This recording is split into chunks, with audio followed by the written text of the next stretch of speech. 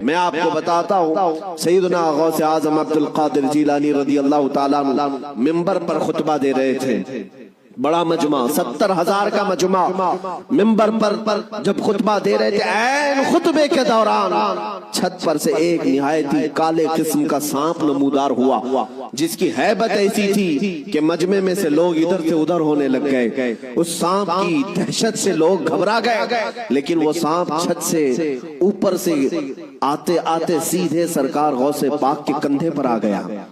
غوث پاک کے کندھے پر آ گئے، نہایت ہی کالے قسم کا زہریلا سانپ، جس کو دیکھ کر مجمع منتشر ہو رہا۔ غوث پاک خطبے میں مصروف ہیں، اور اس کے بعد وہ سانپ آپ کے گردن سے آپ کے جبے میں داخل ہوا، آستین میں گیا، سینے پر آیا، دوسرے آستین میں گیا، گردن میں آیا۔ اس کے بعد تھوڑی دیر کے بعد وہ واپس ادھر ہی گیا۔ غوث پاک کے ایک جملے میں بھی لغزش نہیں ہے، خطبہ جس طرح چل رہا تھا اسی طرح چلتا رہا۔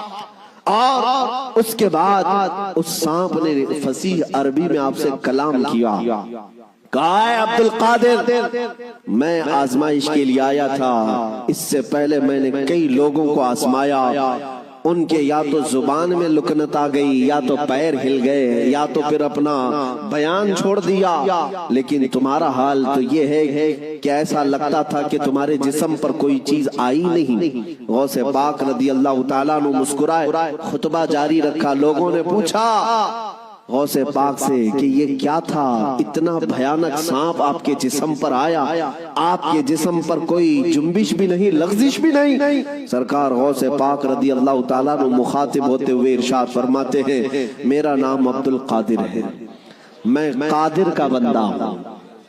کس کا بندہ؟ قادر کا بندہ، قدرت پر یقین رکھتا ہوں۔ مجھے اس بات پر یقین تھا کہ اگر میری موت آنی ہے تو اس سانپ کے ذریعے سے آ جائے گی، میرے ہلنے سے بچنے سے میں بچ نہیں سکوں گا، اور اگر میری موت نہ آنا ہو تو اس طرح کے سینکڑوں سانپ بھی میرے جسم کا کچھ نہیں کر سکتے۔ موت و حیات کی قدرت صرف میرے رب ذوالجلال کے پاس ہے۔ میں اسی یقین کے ساتھ خطبے میں مصروف رہا، وہ تو امتحان تھا، ٹل گیا۔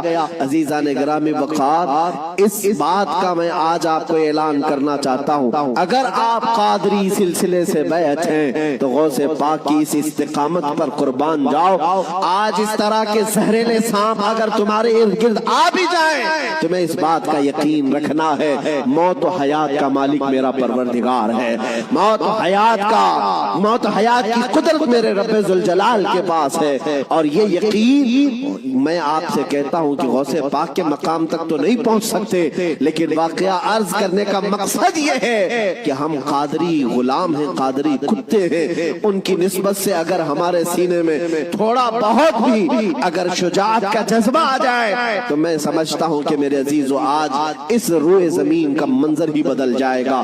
لوگ دیکھ چکے تمہیں ڈرا کر کے، دھمکا کر کے، انہیں یہ اندازہ ہو گیا ہے کہ یہ تھوڑے پیسوں میں بک جاتے ہیں یا خوف سے تھر تھراتے ہیں، ڈر کر کے بھاگ جاتے ہیں، اس لیے دنیا تمہیں ڈراتی ہے، دھمکاتی ہے۔ لیکن جس دن تمہارے قدم ڈگمگانے سے رہ گئے، میں یقین کے ساتھ کہتا ہوں بجلیاں آئیں گی، طوفان آئیں گے، لیکن تمہارا کچھ نہیں ہو سکے گا۔ اللہ کریم تمہارے استقامت پر مدد نازل فرمائے گا، اس لیے کہ قرآن میں وہ کہتا ہے ان الذین قالوا ربنا اللہ ثم استقاموا تتنزل علیہم الملائکہ، بے شک جو لوگ اللہ کو یہ کہتے ہیں کہ ہمارا رب ہے اور پھر اس پر جمے رہتے ہیں، مولا فرماتا ہے ان کی حفاظت کے لیے مولا فرشتے نازل فرماتا۔